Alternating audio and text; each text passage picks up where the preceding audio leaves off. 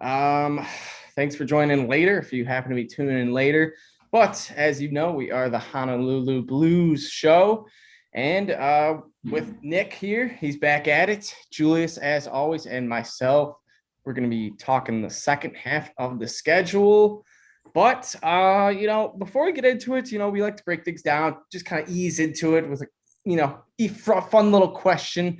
So this week's question, what's your guys' favorite summertime drink? And I'm not talking just like beer, pop, iced tea. I want something specific. I want like Arnold Palmer, Coors Light, I don't know, something crazy, something specific, not super generic. But Nick, I'm sure I feel like you're a big beer guy, aren't you?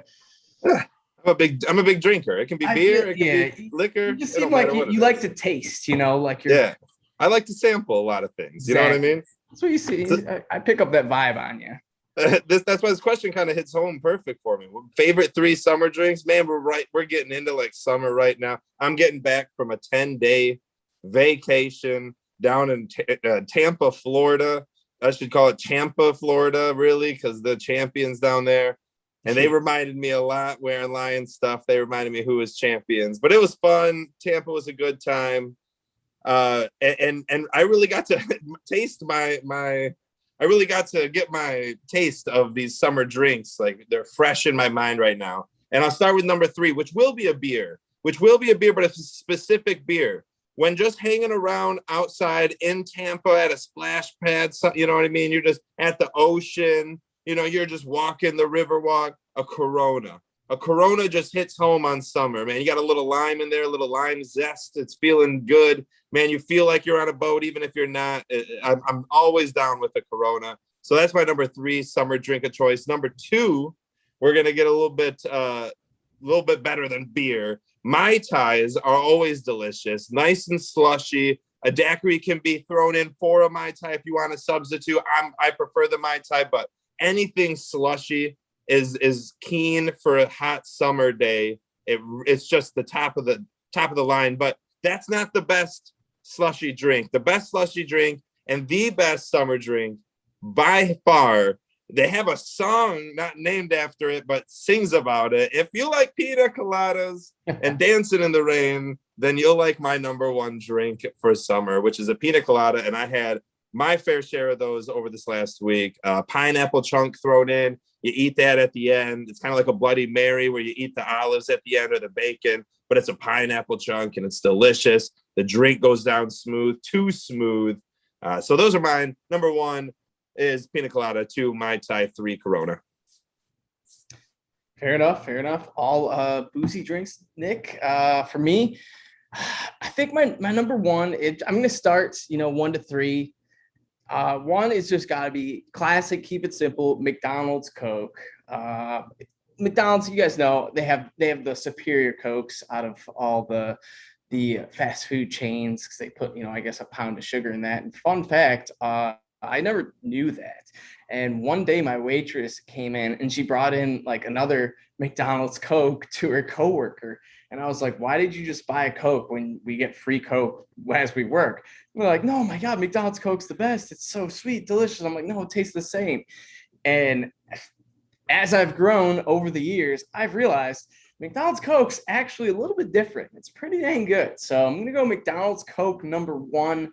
Number 2, Nick, I think I gotta go with you with the Mai Tai. Maybe not necessarily Mai Tai, but something like a fruit punch, fruity mix. Maybe add a little rum here and there, type drink, a little rum runner, something like that. But always good there. And then number 3, I think the classic, just slushy. Preferably slushy from Taco Bell. The Baja Blast slushy is definitely the A1 choice, but all around, I would say any type of slushy, even though it's kind of generic, any type of slushy is pretty solid in the summer. But Julius, what says you?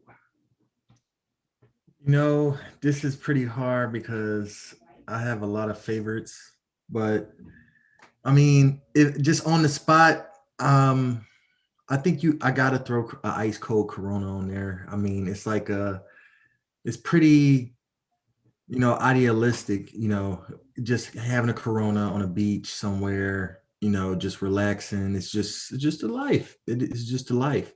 And moving down the list, I like to personally add a Long Island iced tea to the list.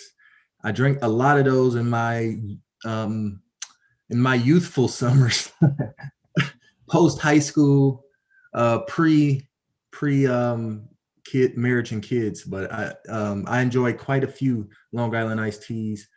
Um, they're just so refreshing, and you barely taste the liquor, even though it's a ton of liquor in them. And they're always huge. Every Long Island iced tea I get, it's like a giant liter cup of tea. It's just a ton for the price. It just can't beat it. And lastly, I probably like to throw on just I guess a nice strawberry daiquiri, because I just remember my folks used to make those in the summer, and even though mine never had the good stuff in it, until I got older. But a good strawberry daiquiri is delicious in the summertime. So those are my three right there. Solid choices, solid choices. Can't go wrong there. But we had a little, Lions news and notes here and there. But the first one, honestly, I'd be kind of eager to get into this. A, because this person responded back to us, and B, just because it's a hilarious topic. And that's the whole Dan Campbell wearing the race car helmet because he was named the Grand Marshal for whichever race was going on in Michigan. And so Dan Campbell wears a race car helmet to his next press conference, lighten the mood, keep it fun, keep it, positive, I guess. And Joy Taylor and all the media just like hated on this. And we're like, what a silly coach. He's not taking football serious. Look at him.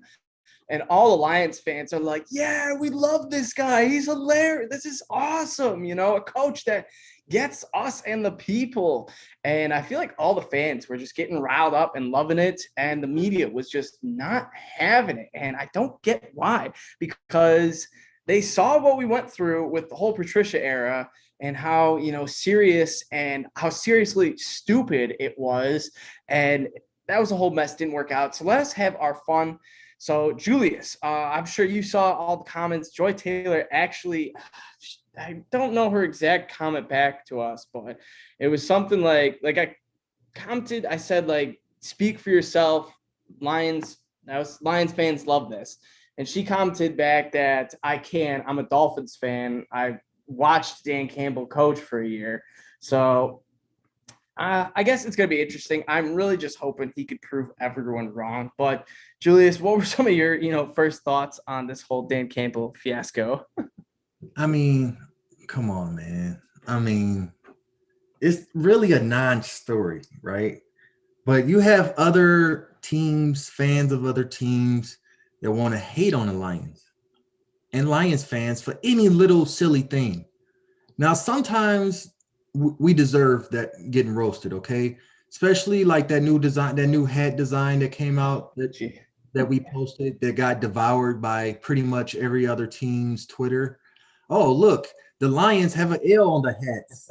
Of course they do. It's the Lions. Well, how do you miss that in the design department, Detroit? Ford family, please hire somebody. I don't know. We can't make little stupid mistakes like that because we're going to get roasted. But as far as Dan Campbell goes, man, I love Dan Campbell so far. I don't see why they hating on him, man. The guy's a total polar opposite than Matt Patricia was, who was bland and unaware and just boring. And Dan Campbell got heart. He got passion. He's funny. He's interactive. He's loud. I mean, he's not Matt Patricia. So, I mean, why hate on the guy? But I understand we're the Lions. You got to pick on us sometimes. You fear us. You fear our potential. It's okay.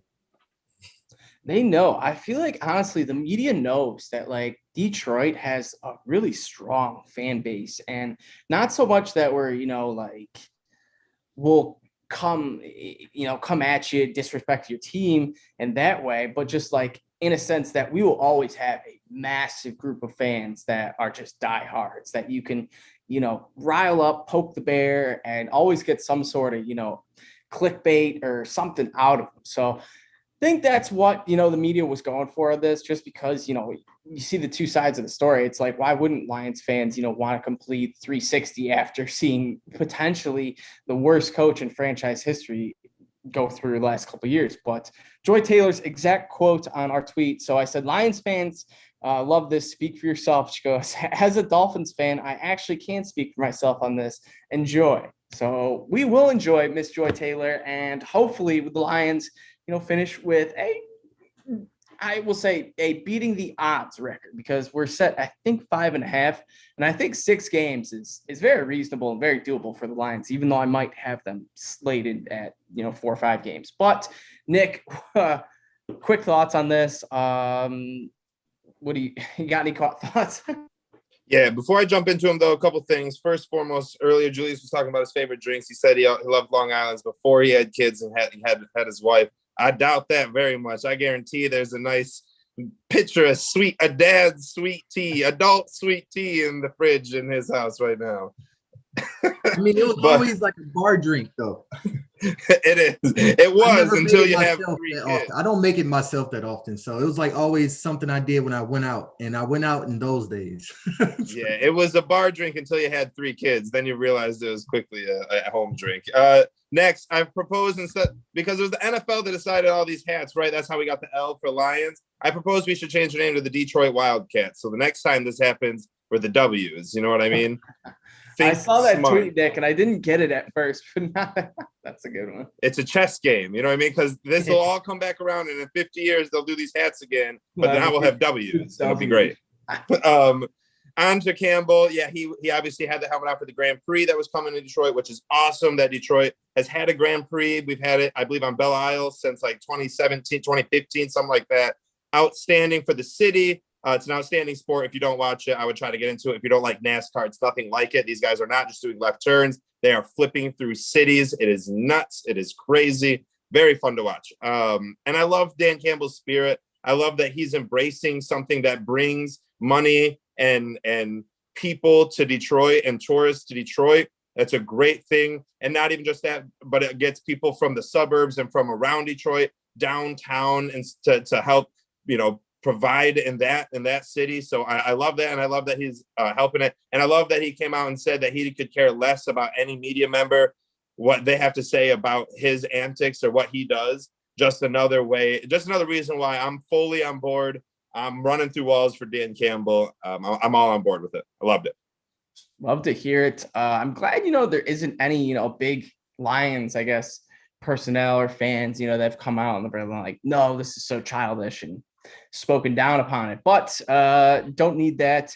So yeah, Nick, you mentioned the Lions hat with the L. That was I was going to bring that up next, but I don't like, how do you miss that? And some people were actually saying like, oh, this is cool, and it's like, maybe if we were winning games and we didn't have like losses attached to like our last multiple seasons, but the Lions have not been winning a whole lot of games. Therefore, we've been taking a lot of L's.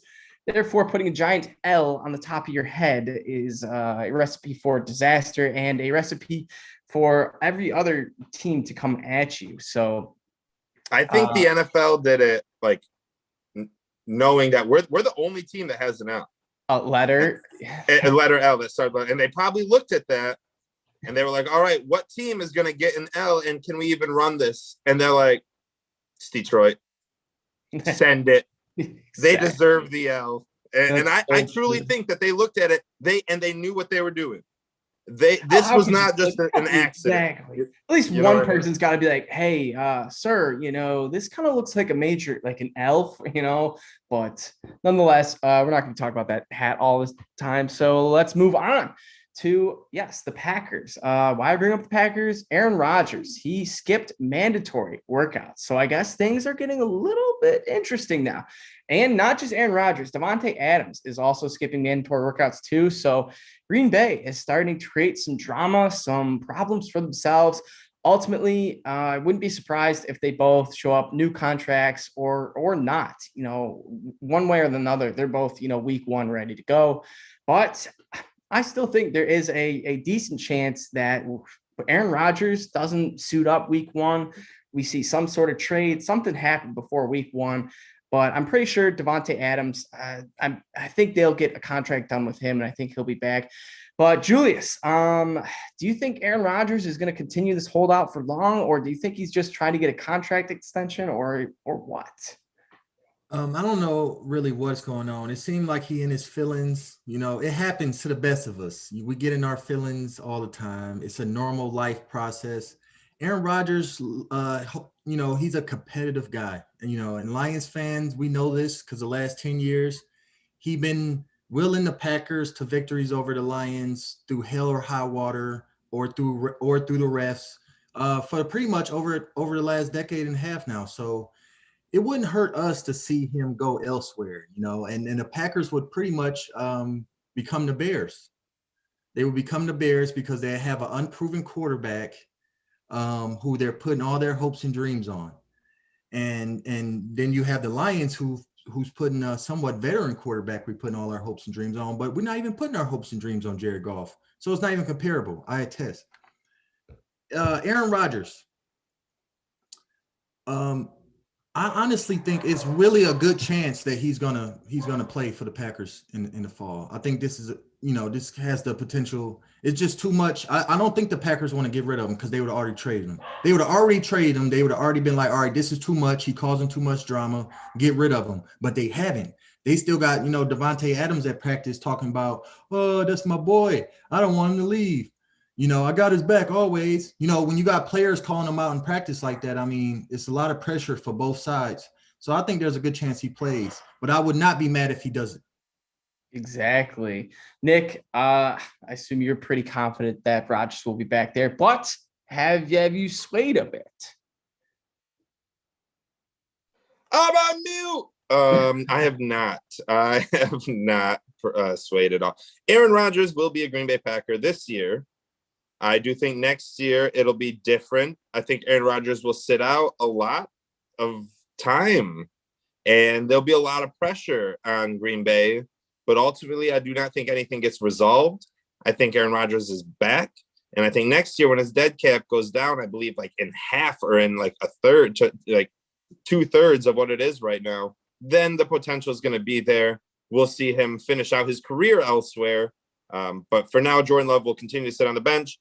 And I am not excited to see Jordan Love on the field. I'm not going to lie. Like, I don't care who it is. If it's a Green Bay Packer, it can be Matt Flynn. I'm still very nervous about losing the dang game against Green Bay because they always have our number. We'll talk about that a little bit later in the show. But, yeah, no, Aaron Rodgers will be back 100%.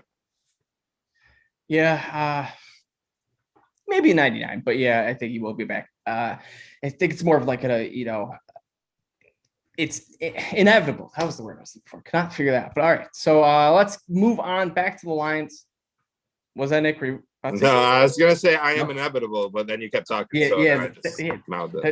I literally use that word so much now because of Thanos. I'm like, whenever I say inevitable, I think of Thanos. I'm like, me too. Who doesn't? It's just that. But back to the Lions. We had some news going on in OTAs. A couple standouts. Cephas was getting some, good news, and I guess good news about him in the by some of our beat reporters. Also, Tyra Williams and our boy Victor Bolden, who you may have not ever heard of him, but now you have. So that's a good thing. At least he's standing out. He's starting to play better. And one thing I like to see about, multiple guys, I guess, standing out or having, good OTAs, making good routes, whatever, it shows that they're all actually, going out competing because they know that this wide receiver one spot is wide open. And honestly, Victor Bolden has a shot himself if he, really grinds, gets the opportunity and proves himself just because Brad Holmes, Dan Campbell hadn't seen him play. So who knows? But next, Hockenson.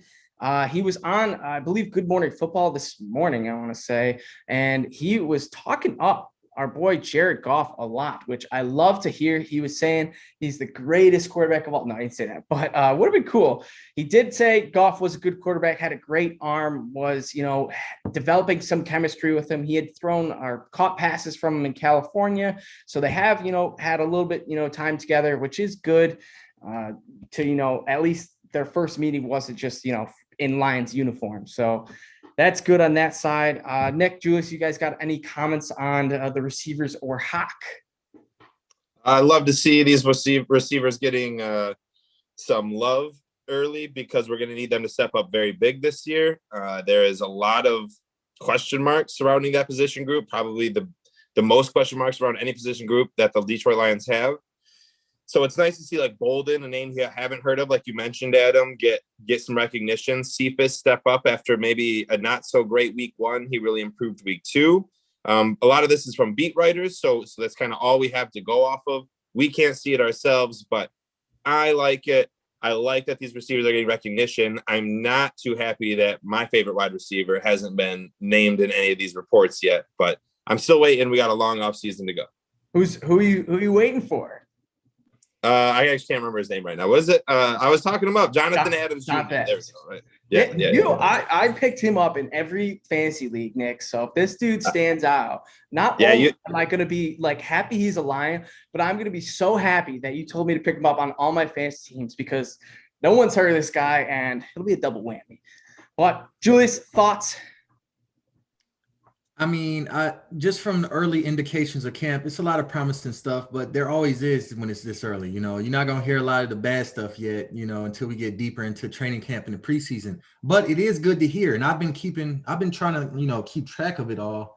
And evidently, you know, TJ Hawkinson looking like a beast again. He even looking like more of a beast than he looked last year in camp, which was amazing because he was a rookie tight end. I mean, well, he was a sophomore tight end last year, but he's been doing this since his rookie season. He's just been dominating camps, and he seems to be doing it again. That's always good because if him and Goff click, that could help us a lot. The receivers, Cephas, I'm hearing good things about Cephas. That's good. You know, we want Cephas to be good with this new regime because the knack on him is his speed, but evidently he knows how to get separations at the top of his routes. He just needs to start, you know, he just needs to do a better job of catching the ball. But he's looked good in camp, so that's good. You know, the running backs have been killing it. DeAndre Swift, Jamal Williams, evidently in the passing game, they're unstoppable right now. I don't know if that's an indictment on our horrible pass defense already showing or if we just got a special pair of running backs. I hope it's, you know, just DeAndre Swift is just special, you know what I'm saying? But, and I was glad to hear Julian Okwara's name a couple times as far as minicamp go, because he's, you know, he's a guy, he's kind of like Cephas in a way. He's a guy we need from the prior regime to be something. We need Julian Okwara to be something, seriously. We spent a high second round pick on him. I hope he turns it into gold. But yeah, that's all I'm hearing. That's all I'm liking as far as, you know, camp early on. 100% agree with you on all that, Julius. But before we get into the schedule, you guys head on over to our Twitter. You can win a signed Todd Gurley, DeAndre Swift. I was reading Todd Gurley article. Signed DeAndre Swift, much better than a Todd Gurley jersey. Signed DeAndre Swift jersey, Lions jersey. It's our pinned tweet right now. A super sweet, nice gray one. It's the Thursday Night Football, the Color Rush edition.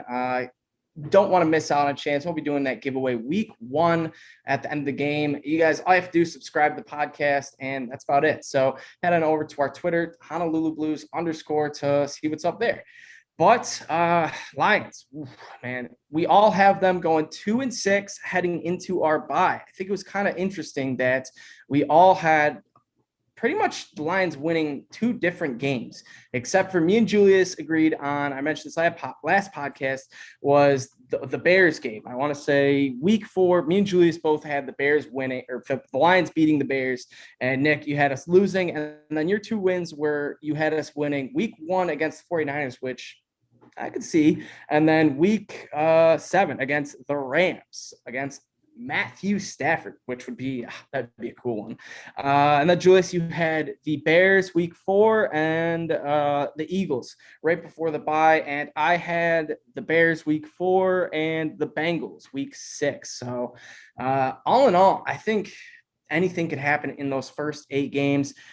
Our bye week is week 9. Coming off the bye, we are facing probably our toughest team on here, and that's the Pittsburgh Steelers. So we are, I want to say, in Pittsburgh as well. So that's another tough one. They're likely going to have a full stadium too. Terrible towels will be flying. So Julius, what are some of your first thoughts on this game? It's rough. It's rough. Going to Pittsburgh on the road is always rough. They have one of the best defenses in the league, if not the best. And especially when it's healthy, it's going to be hard to do a lot of things against them. And combine that with the still unknown that is the Lions offense, and if it can move the ball at all. Because honestly, the Pittsburgh offense, I think has some question marks, and starting at Ben Roethlisberger going down, the offensive line has been shaken up a bit. There's stuff to question. So we'll see, but I'm picking them to lose this game. 30-10. Are we doing scores? I don't know what happened to Adam, so he just dipped out. So I'll write it down for now while we have some technical difficulties. Hey, Adam's back. All right. Good. My bad. Yeah, sorry. Julie said 30-10 Steelers. 30-10 Steelers. Lions can't score enough and get scored on too much in Heinz Field. That's really similar to what I had. I put down 20-9 Steelers. I think it's going to be a low-scoring game for the Lions. I would be surprised if Goff struggled quite a bit. He tends to have some problems against, really good defenses, in which Steelers are one of them. Hopefully not the Bears, and, have a bunch of other games on their tough defenses. So it's going to be interesting. But I think the Steelers will give us the toughest challenge. I want to say 9 points is the least amount of points I have the Lions scored so far. It's going to be a tough one for us. So, Nick, you got any positivity coming out of this game, or we taking L's across the board? We got a theme coming on this week here, and I'm going to start it out here with this. Now, Detroit hasn't won in Pittsburgh since November 13th, 1955. Detroit is 0-5 in the last 5 meetings against Pittsburgh, no matter where it's played. The last time Detroit beat Pittsburgh was in '98 on the back of 4 Jason Hansen field goals. Herman Moore and Charlie Batch had a touchdown as well. Jason Hansen won it in overtime with a field goal. Detroit is 2-13 in the last 15 games against Pittsburgh. Jared Goff is 0-1 in his career versus Pittsburgh with 3 fumbles. But I'm also assuming Roethlisberger will be injured by this time. I'm going to say we lose 22-18. 22. These are some Nick, I love these numbers. If one of these hits, this will be impressive. Hey, we should do something. If one of our scores are exact on here, because I got them all written down, we'll have to think of something that the other 2 guests or host have to do. That's the person who got the one credit. We'll figure it out later. Anyways, moving on. Next team, Week 11, the Browns. Another tough team with another tough defense. Myles Garrett, Jadeveon Clowney on the ends. We passed on JOK, that's stud linebacker from Notre Dame, who Nick absolutely did not want to take. But we'll see this Browns game, if he does anything. Hopefully he's just, doesn't really do much as a special teams player, but who knows? Browns also have a solid secondary with Denzel Ward commanding the cornerbacks. It's going to be another tough one, I think. Julius, I'm going to go back to you for this one. What do you think is going to go on in this game? This is at Ford Field, correct? Yep. No, this is another on the road in Cleveland. Back-to-back road, Pittsburgh, Cleveland. That's rough. See, I almost thought it was home for a minute, and I was about to pick the Lions to win, because I was like, anytime the Lions and play the Browns, they have a chance, because the Browns are so lion-like in some ways. And it's possible the home crowd could give us the edge if we could hold off Baker Mayfield through the air for a little while and just let Nick Chubb not totally destroy us up the gut. But on the road, it's a different story. And this goes back to Jared Goff as well. Will he be able to score enough points against the Browns defense on the road? I don't know. Maybe Penei Sewell and Taylor Decker totally handles Myles Garrett and Jadeveon Clowney and neutralizes and hits Quintez Cephas for a couple touchdowns or something crazy. TJ Hockenson goes off for 200 yards. No. It's on the road in Cleveland. Lions are losing this game. I probably give them a similar score to the Steelers. I'm going to go 24-13 Browns. Yeah, I had something similar too. I had 30-21 Browns. I think the Lions will, put up a little more than the Steelers just because I don't see, two really, really bad weeks. I think we're going to be able to score. I have us not scoring a touchdown against the Steelers, so I think we'll score a couple touchdowns against the Browns. But who knows, honestly. Nick, what are you thinking? All right. Well, this game is being played November 21st. That's my birthday. Ooh. So right there's already some magic in the air, boys. Yeah. There's some magic in there. Now, the Lions have played the Browns 20 times. Can anyone guess how many times they've won? I bet it's decent. Yeah, it's probably a good 16. 16-4 is exactly correct. 16-4 against the Browns, including 3-1 in the playoffs. Detroit's won the last 4 outings. The second of those 4 was when Matthew Stafford popped his shoulder out of place, came in and still won the game. One of the best plays of all time. Detroit has won the last 2 games by 14 points. Jared Goff is 1-0 against the Browns. The Lions have won 7 of the last 8 games. I believe the streak continues. Detroit wins by 14, 28-14 Detroit on my birthday. In Cleveland. It's the Browns. So anything could happen. Week 11 too. Lions could, have some motivation off the Steelers game, or we could just flat out, skip the Steelers game. I wouldn't be surprised if we just checked out, in the Steelers game after, quarter 1 and we just started preparing for the Browns, which could happen. So week 12, this is going to be an interesting one. We are home taking on the Chicago Bears. Justin Fields will likely be the starter by then, unless Andy Dalton is lighting everyone up. Knock on wood, because if that happens, he'll be playing pretty good. So Chicago, me and Julius have the Lions taking them down week 4 in Chicago. So for myself, I'm doubling down. I think we're sweeping the Bears this year. I already mentioned to our followers, I'm going to do something funny, something, creative. If we do sweep the Bears, one was brought up. I brought this up last show, Nick, and it was, I have to go to Chicago dressed in a Lions suit and run up to people and just yell, roar, just scream Lion stuff, which, I think would be funny until, I get a Bears fan that tries to swing at me, but it would be a fun one. So I'm going to go Bears prediction. I think we take them down. I think it's going to be a fun game. Sewell's going to dominate Khalil Mack, even though they're probably on opposite sides. But I think Goff's going to turn it around and actually have a good performance against the Bears. And I'm going to go 27-17. I think it's going to be a nice 10-point victory. So, Nick, let's hear your take on this.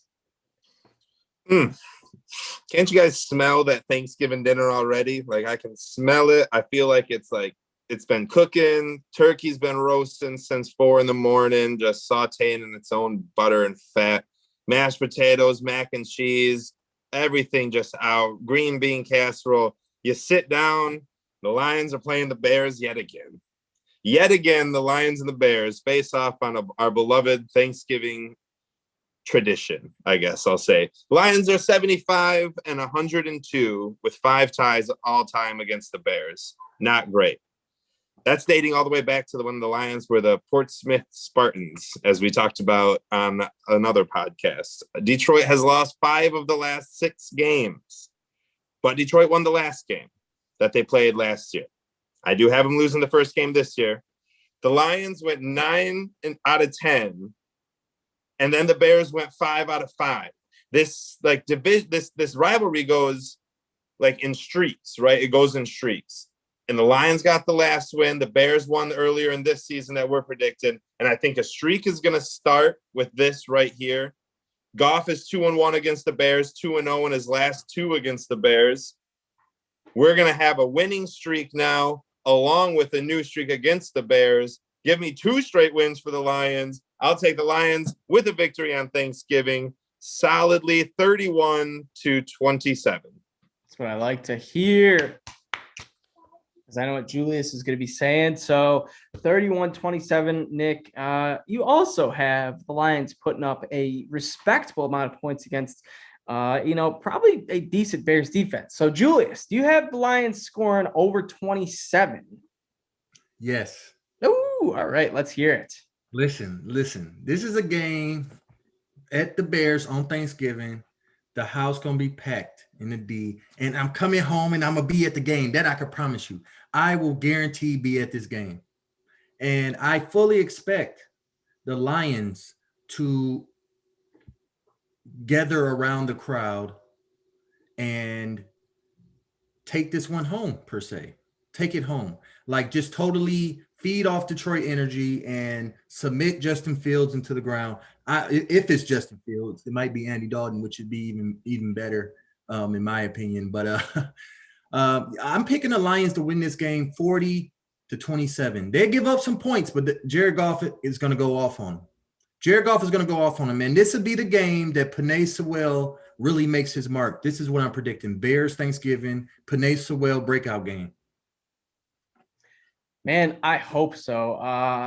Although a Penei Sewell breakout game come week 12, I'd like to see that week 4 first matchup against the Bears. But nonetheless, if we see a monster game on Penei Sewell where we see, this guy's generational talent, if it comes week 1, week 16, or week 17, I should say, week 18, actually, I don't care. I just want to see one game where we see the real deal Penei Sewell.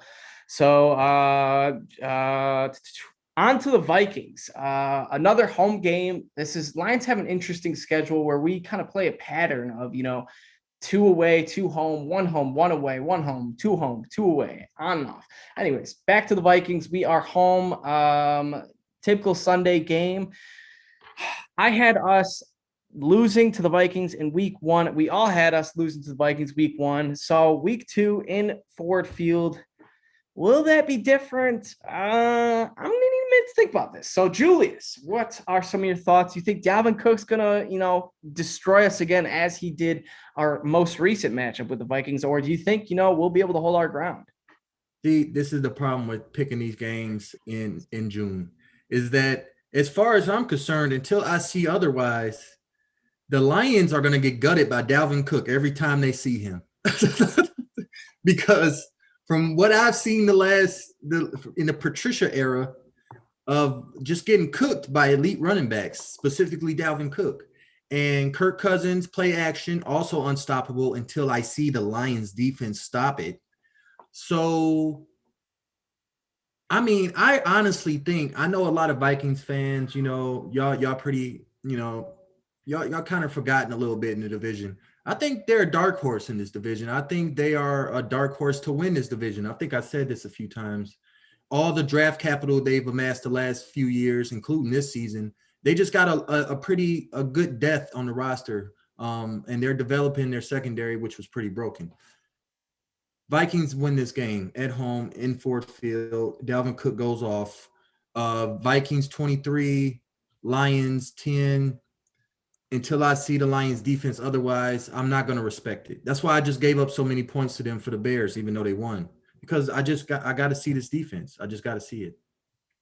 Yeah, I think that's the case. Dalvin Cook has had our number.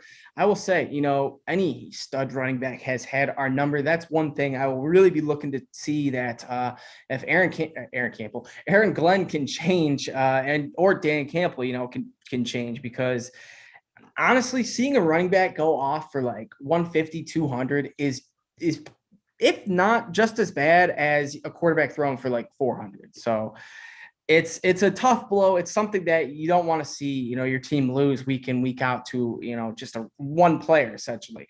So before we get to you, Nick, I'll jump in. I'm going Lions 28-16. We're going to take not another loss, but a loss to the Vikings, just because a few things. And Mike Zimmer's whole tenure with the Vikings, they have made the playoffs on and off each year. So they made the playoffs, missed the playoffs, made the playoffs, etc. Last year, they missed the playoffs. So this year, I wouldn't be surprised if they made the playoffs, just as history has shown. And then, not to mention, we play the Broncos week 14. I think we can beat the Broncos. I got us down for beating the Broncos, and if we were to beat the Vikings, that would mean 3 wins in a row, and I just don't think the Lions have enough in the tank to do that. So 28-16 loss for us here. Nick, what are you thinking? Let's talk about the Lions versus Minnesota. All time. I love these stats, first off. This is great. All time, Detroit, 39-78 against Minnesota. That's a 3.33 winning percentage. That is 1 out of every 3 games we win. The Lions haven't beat the Minnesota Vikings since 2017. That's when Despacito was the hit song, #1 song. All right. The Last Jedi, right? Star Wars just broke out their newest movie of the newest prequel or the sequel, 3 movies, trilogy. The Detroit Pistons have won a playoff game before the Detroit Lions have beat the Minnesota Vikings. That's how long it's been since the Detroit Lions have beat the Minnesota Vikings. We're 0-7 against them in the last 7 games. Goff is 1-1. He did throw 5 touchdowns in the last outing against the Vikings. A little bit of hope there. Ultimately, Lions will lose 40-10. Ooh, big score game. Big score.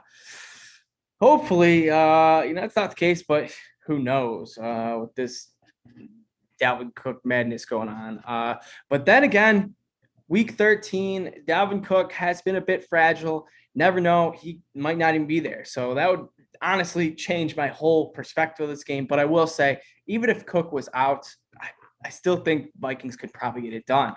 Moving on to next week, week 14, the Denver Broncos. This was our extra game in which we wouldn't have played them if the NFL decided to not add an extra game to the schedule. So they did. We are heading to Denver to play the Broncos in December. It's going to be a cold, fun one. Altitude's going to be high. I wish so bad we still had Matt Prater, but we don't, because if we had Prater, he probably would have hit a 65-yarder, topped his 64-yarder. But we got Randy Bullock, so hopefully he does something cool. Maybe he'll hit like 10 field goals or something crazy like that. But all in all, I think we're going to handle the Broncos. I think their quarterback situation is tricky. I don't think Locke or Bridgewater is a big threat to us. And I think the biggest threats to the Lions are, the stud quarterbacks, the stud players that can control the game. And as of now, I just don't see, enough weapons on their offense.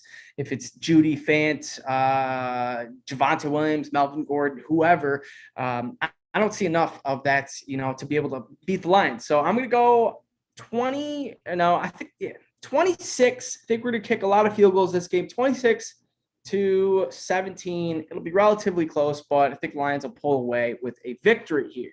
So, Julius, what are your thoughts on this game? My thoughts on this game are pretty frail. The Denver Broncos have question marks offensively. They have a pretty good offensive line. They got some promising receivers, but do they have a quarterback? Their defense is pretty decent the last couple of years. They're honestly a team that could break out if they did have a quarterback. And I just don't know if that's going to happen. I think it's a game the Lions could compete in, but it's a game that they lose close. And I'm going to go 27-23 Denver.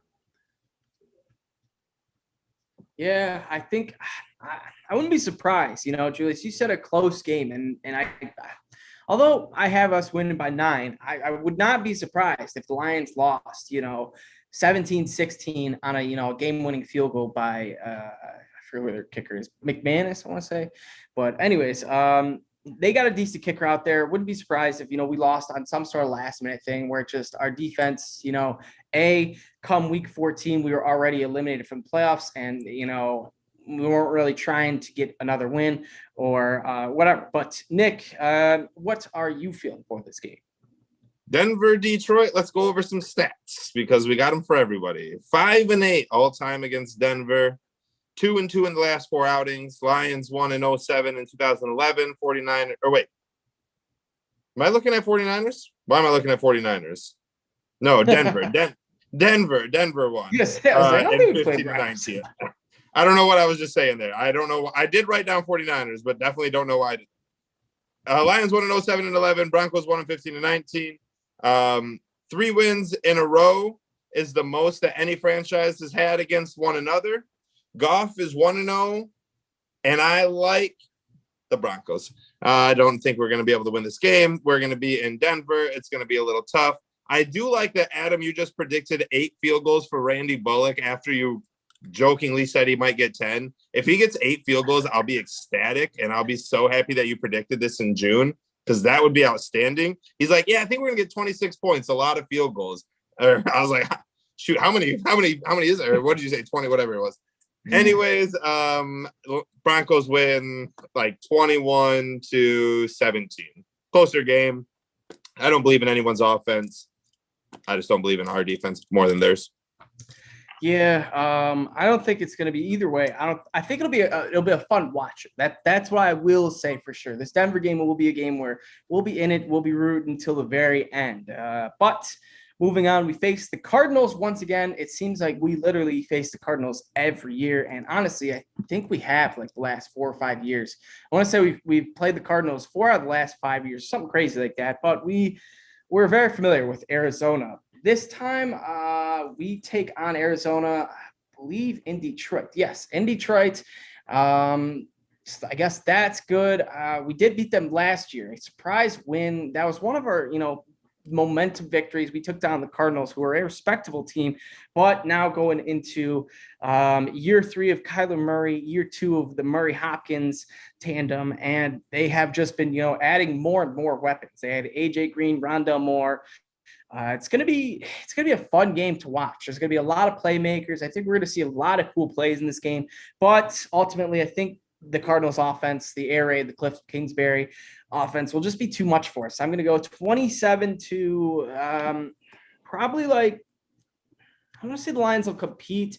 I think it'll be 27-20, but it's not going to be as close as the score says. So, Nick, what are you feeling for this one? Let's talk about some Cardinals and Lions stats. 36, 28, and 6 all time. The most ties we have against any team, but a winning record against Arizona. Also, 3-0-1, undefeated in our last 4 games against Arizona. We all remember that one tie being Kyler Murray getting the tie after being down by 17 points, which really kind of foreshadowed Matt Patricia's career with us. Good first halves, terrible second halves, and just a colossal collapse in the second half of almost every game. Before the last 4 games, though, the Cardinals had won 12 of the last 15. But here's the crazy stat, I thought. Jared Goff is 7-1 against Arizona in his career. He lost his rookie year and has won 7 games straight against the Cardinals. I believe that streak continues. I believe the undefeated streak continues for the Lions. I believe us winning games that don't mean anything but ruin our draft pick streak continues. Detroit wins this 27-23. It's a great point. You may have swayed me on that, Nick.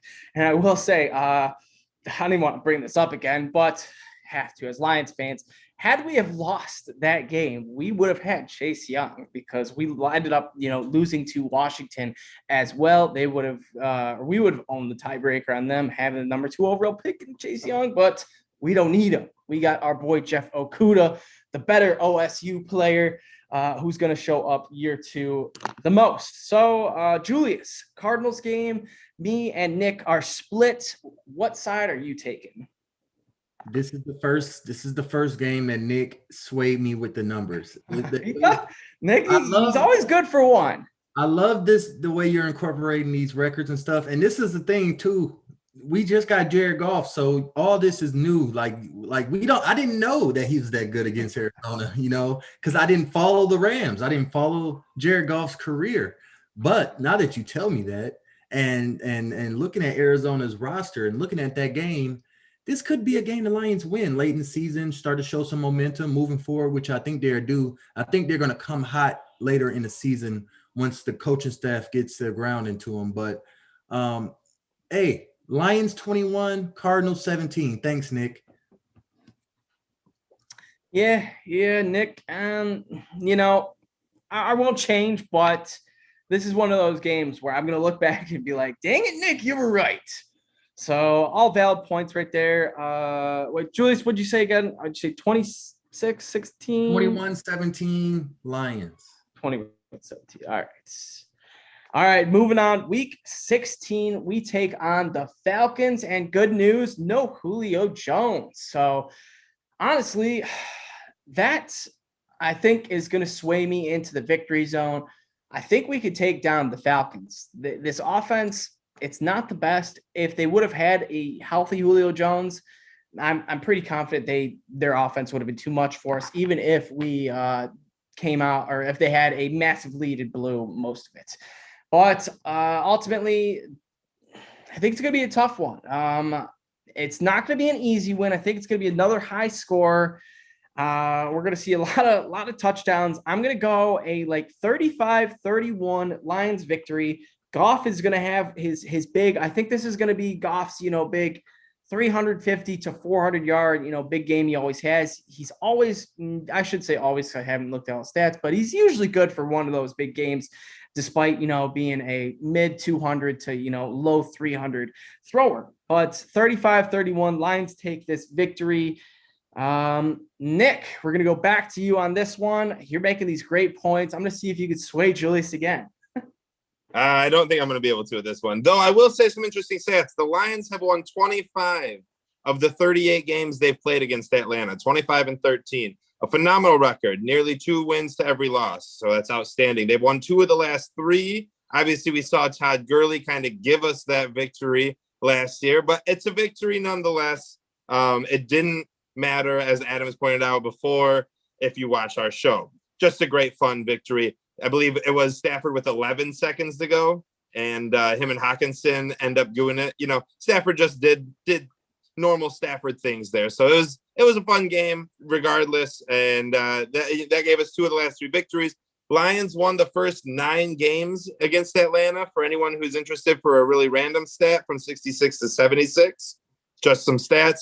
Goff 1-1 against Atlanta, 2 touchdowns, 2 picks total. Nothing crazy here. Nothing that really persuades me, other than the Lions winning on last second against them. And the last time we won before that, we won in London, which was like a game-winning field goal. We were down by 21 points at halftime and made a crazy comeback again with Matthew Stafford. But Stafford is gone. Goff is here. I do not believe in Goff to get us this comeback victory that we need every time we play Atlanta. It seems like for the last 5-10 times. So give me Atlanta for this victory, 28-20 Atlanta. Yeah, you make a good point, Nick. And I think we are going to see a few games where Lions will have an opportunity to make a game-winning drive. And more times than not, I don't think Goff is going to come up clutch. I mean, hope he proves me wrong, knock on wood. I hope, he has 6 comeback victories this year, something crazy like that. But I just think he's more of a guy that has a lead, protects it, and that's how he gets victories. And nothing wrong with that. But I think once he gets down the hole, it's tough for him to come back. So, Julius, once again, me and Nick are split. I had us winning in a shootout. Nick had us losing. What are you thinking? I'm thinking that Atlanta is not going to be that good of a team next year. And this is a game that the Lions can win. And this is specifically a game the Lions offensive line can win, because the Atlanta front 7 has some question marks. Let's just say that. It's still early on, but looking on paper, this is a game we're not see in these games. I'm really not letting the offensive line, if it's dominant, if the Lions offensive line becomes so dominant, really it's possible that they win them games on their own. There's great elite offensive lines take over games. Literally, they take over games. If the Lions have a dominant offensive line, this is a game the Lions that they could take over. So Lions 24, Falcons 20. All right. I like it. I like it. Yeah, this is another interesting game. The Falcons have been an odd team, I guess, in which, it seems like we've beaten up on them, but our wins have been, by the thread of a needle. It's been barely beating them. So moving on. But also it's gone the opposite way too, because the last time Atlanta beat us, Golden Tate should have scored, but he was at half an inch away with 0.6 seconds, and we lost the game because of it. These games are decided by last-minute heroics when Stafford versus Ryan, because they're best friends. So it's a different kind of aspect. I don't think we're gonna get those kind of highlights, fireworks this year. Yeah, it's gonna be a different year, I will say. But before we get on to our final two games, the Seahawks and Packers, I want to just bring up this question: if the Lions are let's say 2-12, something crazy, we're like a top 3 lock for a pick. And then all of a sudden we see everything just start to click and we win our last 5 games, or 5 of our last 6, something ridiculous like that. Nick, are you happy that the Lions are getting hot, or are you a little ticked that we screwed? No momentum goes from one season to the next. You never recoup as many players that you had to get that. You may get victories for your coach, but no momentum has ever shifted. I've been a Lions fan to see us be 2-10 and win the final 4 games and go 6-10. And you know what happened that following year? We went 5-11 or 6-10 again. Like, momentum doesn't carry over. It doesn't matter. That's why the football, man, just tank your little butts away, because it doesn't carry over in any sport except for hockey. Hockey is like the only sport that seems to like carry over, in my opinion. But no. If we're 2-10 or 2-11 and we decide to win 5 games in a row, I'm becoming a Browns fan. Well, hopefully that's not the case, and hopefully, if we do something crazy like that, we break the narrative and go on to win the Super Bowl next year. But I bet you could find, a couple. I don't even know, honestly. I will say, like the dynasty teams, like the Steelers and the Patriots, like they had momentum each year. Like Brady's first year going off, he had a little momentum, but then again, Tom Brady. Playoff teams, you can get momentum. That's a way different story than going 6-10. That's a great point, because we're still not. Yeah, it's a valid point. Julius, you got the Bills, the Browns? They have momentum. The Bills, the Browns, they have momentum coming into this year. You know what I mean? That's all I'll say. Sorry. I agree with that, Nick. Yeah, fair enough. Thought it'd be an interesting question. But yeah, at first, I did think maybe it would be good to see, the Lions win out. But, Nick, you swayed me. Momentum, I was thinking about it. It doesn't really translate. And then I started thinking about the other sports too, and it really doesn't. So Lions just lose out if you are already out. So moving on, last 2 games, the Seahawks and the Packers. These are tough ones. We are going into Seattle. And honestly, I stand corrected. I think this is going to be the toughest game of the year. Seahawks, the 12th man. I think it's going to be a madhouse there. If they have a full capacity stadium, which I think the NFL has already announced they're expected to do so. Hopefully no setbacks, knock on wood, anything happens. But if they have a full house there, oh my gosh, Jared Goff, he's going to start having flashbacks of when he was on, the Rams. And I know Goff has had a good track record with the Seahawks, and he just, for some reason, can always beat them. But this year, I think it's different. I think the Seahawks are going to be needing every win they can with this division of the Rams, Cardinals, and 49ers are all playoff caliber teams. I think they know they got to stomp on the throats of the little guys. And the Lions come week 17. We are the little guys. So in Seattle, I'm chalking this one up as a tough loss. I'm going to go a 34-10 Seahawks victory. I think Goff's going to struggle despite his past success against Seahawks. So, Nick, you got any good overall stats between Seahawks and Lions? We have a few, not a lot, because these teams haven't played a lot. 5-9 all time. 0-3 in the last 3, including a playoff loss, 26-6. When we just basically got destroyed and Zach Zenner was our leading running back. The last time the Lions won against Seattle was 2012.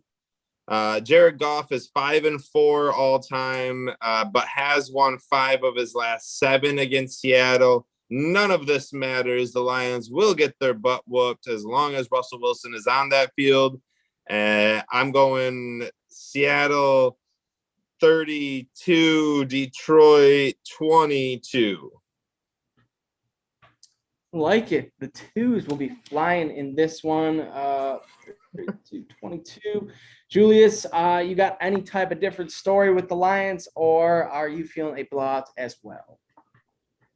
I am feeling the L in this one. I just on paper, it seems the Seahawks are too offensively gifted for the Lions' putrid defense until I see otherwise. And I'm pretty much on a scale with you guys. Russell Wilson, as long as he plays, it's a guaranteed L for the Lions. So I'm going to go Seahawks 27, Detroit 20 until further notice. These are early predictions, ladies and gentlemen. Yeah. It's, like you mentioned, Julius, early predictions. We are likely going to have another episode, probably not episodes where we did this time, broke it down. Probably just have a quick one of our final predictions of for the 2021 season. But all in all, it's tough. It's going to be a tough one. Our last few games are pretty dang tough too. So we cap off our season home against the Packers. I will say, I wouldn't be surprised if not only Aaron Rodgers wasn't playing, but he wasn't playing because actually, no, I scratched all this. They changed the playoff settings. Now there's only one team with one bye. So likely the teams will be fighting until the very end, and which will be different than what we've seen in the past, where Aaron Rodgers has sometimes sat in this last game, and we'll see Matt Flynn, Deshaun Kaiser, whoever come in and light us up. But one way or another, I think we're getting swept against the Packers. I just don't think it's going to be our year. Maybe if we still had Patricia, we beat the Packers. So that was like the one thing he could do for us. Nick, I know you give me that look, but don't even give me thinking about Patricia. Lions, I think we're going to take a tough loss to end the season. I'm going to go like a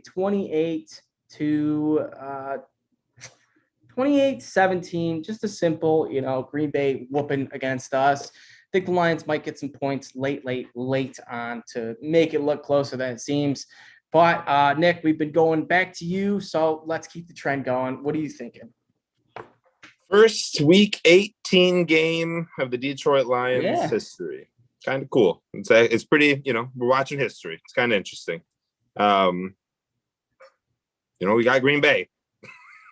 That's not going to be great, boys. It's not going to be great. Let me go over some stats. 72 and 102 all time. 30 more losses than wins. 0-4 in the last 4. 4-0 in the 4 games before that, though. So 4-4 in the last 8. Very 500. 2-2 in the last 4 home games for the Lions. This is the first January game between the Detroit Lions and the Green Bay Packers since 2017. Only the 6th ever January game between these two. It is the latest game or latest date these teams have ever played. Detroit, Green Bay. The latest before this was January 8th in 1994 when Brett Favre made a comeback in the playoffs to beat us to Sterling Shepard. But this is now taking the cake as the latest game between the two, Green Bay versus Detroit. And it is going to be an interesting one. Jared Goff is 1-1 versus Green Bay, 0-1 in the playoffs, 1-0 in the regular season. Green Bay wins 28-25. I think Detroit kind of holds it, honestly. The way to build momentum in the end of the season is to compete in games, but not win the games when you're going for a draft pick. So we compete in this one, 28-25. Packers win. Lions win like 5 games this year. Under the 5.5. Hey, that's hold on. I'm gonna look at all of our records, but I have us winning 5 games too, which is kind of ironic. But one thing I will say is I hope Jamal Williams, either this game or the week 2 game, I hope he has a phenomenal game against Green Bay. Just some cool revenge game. I doubt he'll get, a ton of carries, but maybe he gets, one of those 3 touchdown games or 2 touchdown games, something cool like that. But all in all, tough way to end it. And not to mention, I was looking at this, Okuda is going to have his hands full for the last 6 games. He has some tough receivers in which he's going to take on Allen Robinson, division rival, Justin Jefferson, likely, probably not Adam Thielen, and then Cortland Sutton or Jerry Jeudy, and then DeAndre Hopkins, Calvin Ridley, DK Metcalf, and Devontae Adams all to end the season. So one way or another, I really think we are going to see who Jeff Okuda is. And honestly, this season could make or break him because he's faced against a lot of talent that could just honestly destroy his confidence. And once you lose your confidence, it's hard to gain it back. But if he does have good games against these elite wide receivers, this could, skyrocket him and make him a lockdown quarterback, give him all the confidence in the world. It's what I'm hoping for. So, Julius, this Packers game, do you have losses across the board with me and Nick, or you got something different?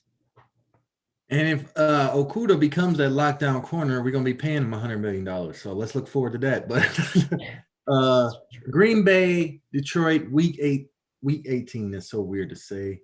There's an extra wild card spot.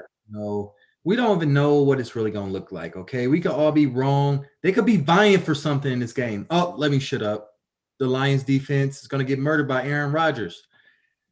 That's what I'm going to say right now about this game as it stands. Aaron Rodgers, until he leaves that roster, I'm looking at him on that roster every game I predict. And Aaron Rodgers has tore the Lions apart in the last 4 games, as we just mentioned. He's tore a lot of teams apart in the last couple seasons. And if he's on the field, I don't think the Lions defense is going to last long. I'm going to go Green Bay 30, Detroit 20. Hold your heads up high. It's only June. Yeah, I agree. That is, only June, so things could get better. You never know. But all in all, I want to say, Julius, you had us with, I think, the worst record. You had us going 4-13. Me and Nick had 5-12 records. I had us beating the Bears, Bengals, Bears again, Falcons, and Broncos. Julius, you had us beating the Bears, Eagles, Cardinals, and Falcons. And then, Nick, you had us beating the week 1 against 49ers. You can forget that one. Rams.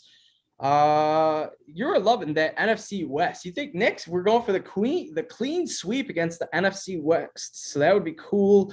The Cardinals, you have us beaten as well. And the Bears, too, you have us taken down at least one. So I like that we all think we are going to take at least one game from the Bears, one way or another. I think it'll happen. These Bears fans are getting a little too cocky. So they need a little silencer because Justin Field talk is going over the top. So we're going to see it come week 4, especially. But that is all we got for today's episode. But we do actually have a big announcement. We are moving to, not really moving, but we are going to be a part of the Lounge Room Network. Julius, I believe I got that right. And you guys are going to be able to find, I believe, our podcast on there. There'll be more to come. We'll be hosting the tweets. They'll have an announcement later. But we're next chapter, I guess. Julius, you got any extra details I might have missed on this? Oh no, man! The Lounge Room Network. We're gonna be recording under them moving forward. We're still the Honolulu Blues. We're still Adam, Nick, and Julius, and we're gonna do our best to give the best Lions content moving forward. Shout out to the Lounge Room Network, though. Juan Gutierrez over there. He's the president of the network. Great guy. He really convinced us. He just kept begging us over and over, and we really love the network, and we love those guys over there. So happy to be a part of it. At Lounge Room Net is their Twitter handle, but like Adam said, there's going to be tweets coming out tonight, later tomorrow. So look out for it. Lounge Room Network. Let's get it. Yes, sir. And then, as always, you guys follow us individually. Myself at Everyday FFB, Nick at Nick Faber NFL, and Julius at the Fifth Top. So, hey, before we finish this, can I end us on one last random crazy stat that I found while I was doing all these stats? Always. In 1994, the Detroit Lions played the Green Bay Packers 5 times. Wait, The what? Detroit Lions played the Green Bay Packers 5 times in 1994, and that is not a lie. So they beat them. They played them January 2nd, in the playoffs, January 6th, again in November, again in December, and again in the playoffs, December 31st. Wow. 5 times in one calendar year from January 2nd to December 31st in 1994. The Lions and the Green Bay Packers played 5 times, and I found that unbelievable. Like, I found that crazy. That is a cool stat. Nick, you'll definitely have to tweet something out about that. And I'm going to be tagging the hell out of ESPN stats to see if any other 2 teams have had something like this in one calendar year where they played 5 times. Because if you think about that, I wonder. I don't know. Crazy. Yeah. Literally, they played nearly just about every other month, which is crazy. Hey, Honolulu Blues stats and info presented by Nick. That's right. Yes, sir. Yeah, yes. Nick, love the stats. Let's keep it coming. I'll hopefully, I'm gonna find some stats too. Maybe keep the stats train going. It was pretty fun, but it's all we got for this episode. We're gonna be back on next Tuesday as always. We usually are on 7 to 9. It's somewhere in between there. Varies, but always Tuesday. That's all we got, guys. We will see you all next week, and check out Honolulu Blues Show. Subscribe. Go Lions. Yeah, check out Subscribe. Subscribe. Go Lions. Lounge on.